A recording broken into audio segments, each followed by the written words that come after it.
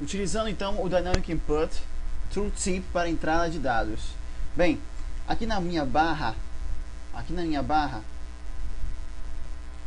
de status, como você pode observar, eu tenho esse botão bem aqui, chamado de Dynamic Input, que ele está ativado. Quando ele está ativado, significa dizer que a minha linha de comando sempre vai aparecer, como vocês estão vendo, próximo ao meu cursor, ao meu crosshair, como vocês estão vendo aí, tá? Se eu desativar, ela some, tá vendo? Então eu posso muito bem utilizar essa linha ou essa barra, essa ferramenta para entrada de coordenadas ou entrada de dados.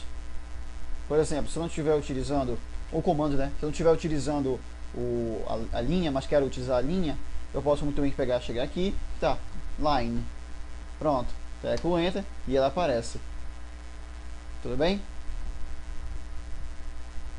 Além disso, nós temos também uma forma de configurar.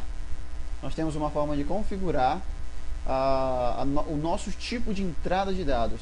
Como falei logo no primeiro vídeo desse capítulo, no primeiro e segundo vídeo desse capítulo, vocês observaram que quando eu entrei com o dado 1 e 1, ele foi para o ponto 1 e 1, para desenhar o primeiro ponto da linha.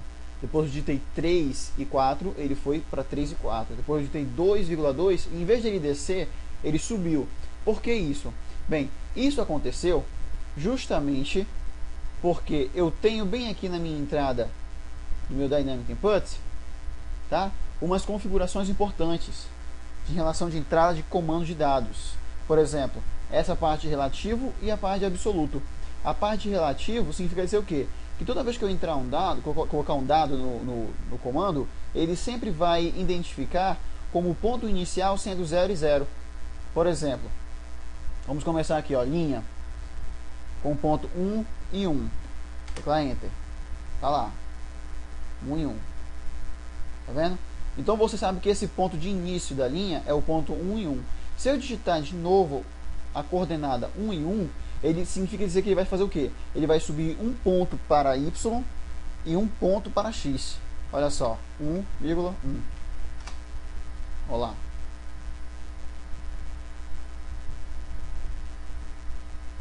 Opa, peraí. Aqui. 1,1. Olha lá. Tá vendo? Esse ponto aqui, na verdade, é o ponto 1 e 1. Só que quando eu comecei a desenhar por esse ponto e digitei 1,1, ele veio e desenhou acima do ponto onde eu estava uma unidade acima de X e uma unidade acima de Y. Nós geralmente utilizamos isso daí quando nós não temos a origem do objeto, de certa forma, né? Nós não temos a origem do desenho, mas sabemos as dimensões dele. Aí nós começamos com um ponto qualquer e a partir desse ponto a gente vai digitando as dimensões. Tá ok? Para mudar isso, você pode muito bem vir aqui, ó, no Dynamic Input, com o botão direito eu clico em cima dele, vou em configurações, vou em settings, que são as configurações, e repara, o relativo acontece isso, como eu falei para vocês ainda agora. Já o absoluto, ele faz o contrário. O ponto 1 e 1, vamos lá. Opa, esse é o ponto 1 e 1, tá vendo? Agora eu vou digitar o ponto 1 e 1 de novo. Olha lá, repare que ele não saiu do lugar. Por que ele não saiu do lugar? Ele não saiu do lugar porque esse ponto é o ponto 1 e 1 e eu estou utilizando o tipo de entrada de dados absoluta.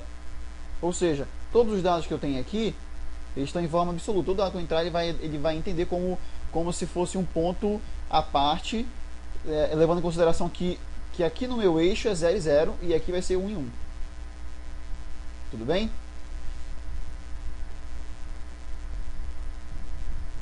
Outra coisa, bem aqui no meu AutoCAD, na parte de configurações, eu tenho aqui, ó, habilitar o ponto de entrada, eu tenho que habilitar as dimensões de entrada quando possível, né? Ou seja, eu posso muito bem determinar as dimensões da minha linha, repare que está marcado, tá?